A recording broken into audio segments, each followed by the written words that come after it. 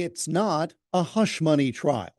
I'm Jeff Stein with today's Iowa Politics Report. After a week of jury selection, opening statements are scheduled for today in a New York criminal courtroom in a case where former President Donald Trump is the defendant. TV outlets and websites love to call it a hush money trial. It's not.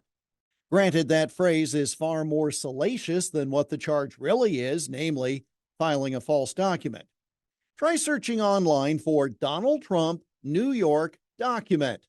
You're hard-pressed to find anything about this case. Instead, you are taken to stories about the presidential documents case in Florida, which is completely different.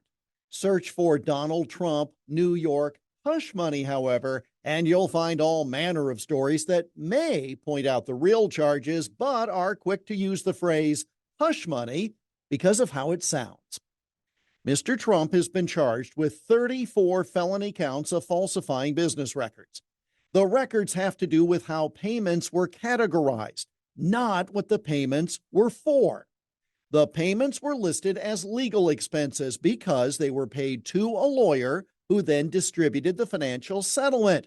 Now, you may find that to be a technicality, but it is how things are normally done when someone receives a financial settlement in exchange for releasing all claims and for not disclosing information. The payment comes from the lawyer. The client pays the lawyer. All of that, the payments themselves even, totally legal. There is actually nothing illegal about paying a former porn star to keep allegations about an affair quiet.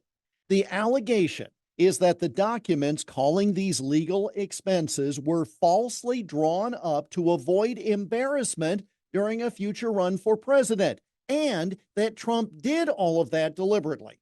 That is the entire nature of the criminal case, false documents.